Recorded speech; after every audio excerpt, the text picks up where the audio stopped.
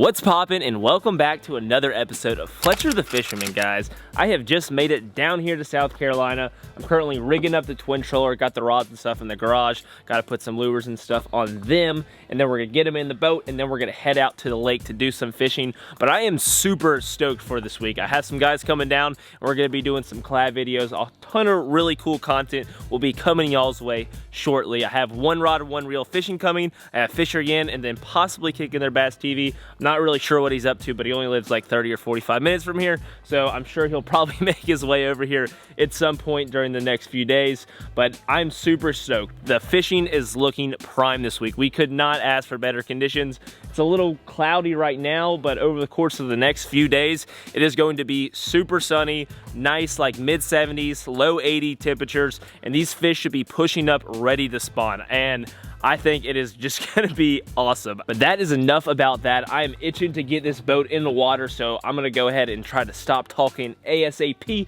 so we can do that. But before we do that, I wanna take a quick second to talk about today's sponsor, NACO. Currently, fisheries all over the world are experiencing a major environmental issue, and that is lead weights. They are toxic and doing a ton of damage to our fisheries year after year because they're cheap, inexpensive, and they're easy to make, and they're easy for fishermen to use. The alternative to lead weights are tungsten weights, but they tend to be super expensive. So NACO is trying to bridge the gap between cheap lead weights and expensive tungsten weights by making their own factories that bring tungsten weights directly from the producer to the consumer, cutting out the middleman, making them affordable for everybody. NACO is so determined to provide the cheapest tungsten weights on the market that they're willing to offer you 10% less than any other weights that you could possibly find on the market. If you purchase through NACO and then find and show them that you found weights cheaper, they will beat that price by 10% and refund you the difference after purchasing weights from NACO's website. Not only are tungsten weights better for the environment, but they're actually better for fishing as well. They provide more sensitivity and they are denser, so it allows you to have a heavier weight in a smaller package, which is always awesome when you're trying to minimize the profile of your bait. Additionally, NACO provides tungsten weights in all shapes and sizes. They make drop shot weights, they make flipping weights, they make worm weights, and a whole lot more. So what are you waiting for? Go ahead and check out NACO's website. The link will be down in the description below, and use this code on the screen to save yourself 15% off. But without further ado, I hope y'all enjoy the video. Let's go ahead and hop into it. All right, guys, let's go ahead and get started. I got my NACO 3/8 ounce weight rigged up here. We got 2 bullet weight stoppers, 4/0 hook, and I have it rigged up on a trench hog, and it's black and blue. We're gonna be working these dirty banks up here. You definitely want that dark color in this dirty water. Definitely helps create some contrast, makes it stand out, helps the fish find it, and hopefully get a few more bites. Let's see if we can't find ourselves a good one. Jeez Louise, it's already 80-degree water temps down here. That is crazy. We might need to zoom up a little bit. I don't even know if they're going to be pushed up. So they might be done spawning down here. The dirty water heats up faster. If you didn't know, we might just have to work up a little bit, try to find an area that's a little bit more productive if we're not finding them down here. Move down a little bit. Yeah, the bass fly fishing down here is super fun.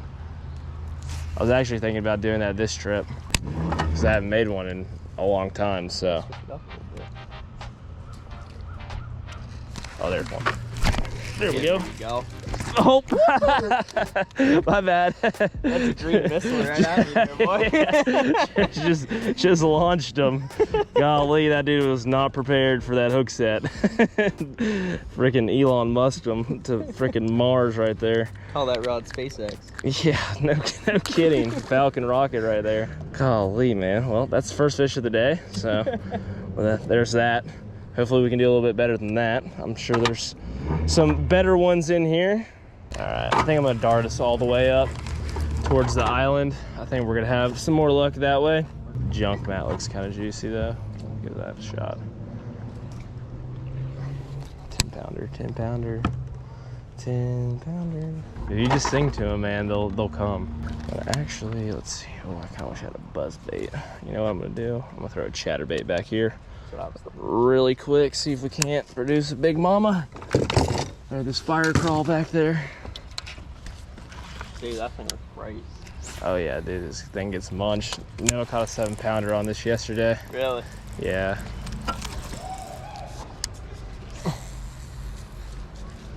Seem like they're having fun at work up there. Is that a fish? Oh, there we go. Nice. Oh, yeah, good one. On that fire crawl. Oh, yeah. Come in here, big mama. Shee. Oh, should be good. I think I can swing her in. She looks hooked good enough. Solid. Best one so far. Probably in that 3-pound range. I don't think she's gonna go quite 4, but goodness gracious, is she ferocious. Let me go ahead and grab the scale. We'll get a quick read on her, see what we're working with. I'm guessing, what do you think? What's your guess? Let's see. I'm gonna go 3-4. That's kind of what I was thinking. I'm gonna say 3-3 just to be different. All right. Surprisingly lighter than I thought. 289, almost a 3-pounder. Not too bad. Great fish. I love when I make a quick tackle change and it just produces for me like instantly. Oh, that feeling, man. Makes me feel like I'm just like one with the fish. Gotta figure it out. And then I'll get one fish and I'll fish with it for like 2 hours and not get another bite. That's how it usually goes. This spot used to be so good before this big tree fell down. There's like a shallow flat that runs out to where that orange buoy is. Yeah. On the tip of the tree, and it drops off really fast, and they just used to pile up in the ditch or on the edge of the flat. And now they just don't really do anything. You know, you get a few fish here and there every now and then, but for the most part, they just don't stack up like they once did.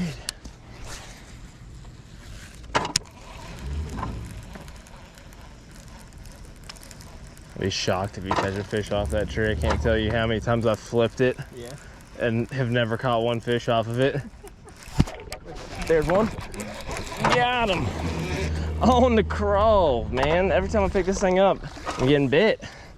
Fish are on fire. Literally. They got the fire crawl. Nice little bass. A little skinny. Solid. She looks like she's a little spawned out, but not a bad fish.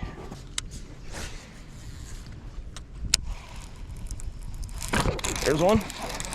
Go. Let's go. They're munching this. Or maybe we just got in a better area. We kind of came up this lake system a little bit, up to some cleaner water, up to some colder water. Back where we started, the water was super warm. It was like 80 degrees. And I think a lot of those fish down there are already in like a post-spawn funk. Well, I would assume so by the water temperature. So we didn't get a whole lot of bites down there. And we're up here, the water temperature dropped down into like the mid 70s, so I think there's a good chance we might get on a nice little bite up here. Let it go. I'm gonna put this up for a minute. We're gonna go back to skipping some of these trees. I can just skip a little bit better with this little Texas rig setup.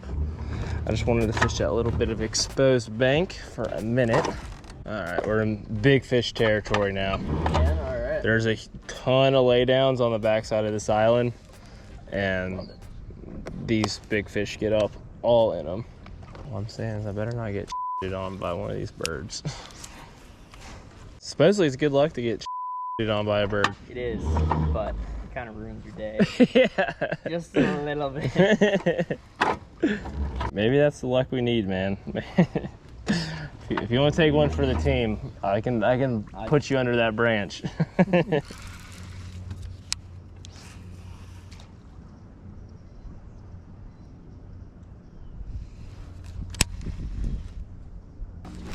There's one. There we go. Ah, small guy. Gosh, really hoping that was gonna be a good one.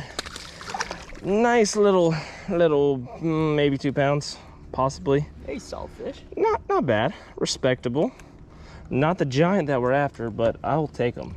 This time of year, you just gotta wean through some of these medium-sized fish to get those big bites. There's a lot of males that are just super aggressive, biting everything, protecting their beds, all that good stuff. So you just gotta get a few of those, and then every now and then you're gonna come across that big mama. If you're just patient and consistent, that's all that you gotta do.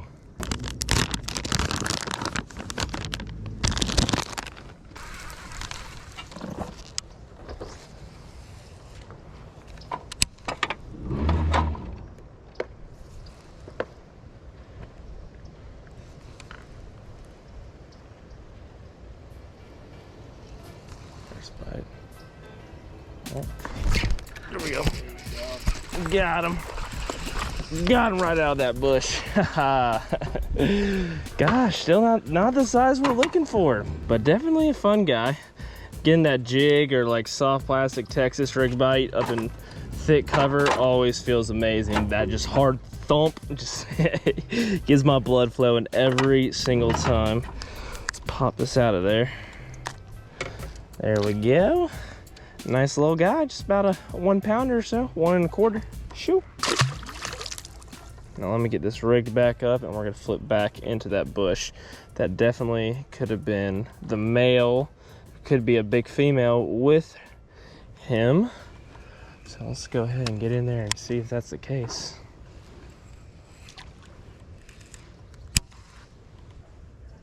Yeah. That's so funny. Oh my god. There's a monster bluegill in here, man. I've caught one 3 times that size. There's a fish. Yep. Okay. All right, that's a good sign. We're about to smoke them. Fish number 1. Let the sleigh fest begin. This crankbait at the end of the day has been fire. Yesterday I came out and I got on a similar bite and just thrown across a shallow flat. Just a bunch of fish pushed up on it. I'm hoping that we can just kind of wean through some of these males and just get one opportunity. That's all I'm asking. One opportunity for a big girl. One biggin. I like my girl stick. I'm definitely more of a power fisherman in heart. Oh, I completely agree. Yeah. Oh, this one. Got her. That crankbait. What'd I tell you, man? They're gonna be up here. All up on that flat, man. That crankbait just goes to town, man. That chick magnet. Got her. She's good. Is it Alex Rudd's podcast? I think it's called like All Eyes on Fishing or something like that. I'm not sure who said it. I can look at my podcast. There's another one. I told you they're gonna be out here. A lot of freaking dinks though. On that note, I sure hope y'all enjoyed the video, and if you did, make sure you drop a like and subscribe, and please make sure you go check out NACO. They make awesome products. Like I said, the link will be down in the description below. But as always, guys, bassing is a passion. Peace.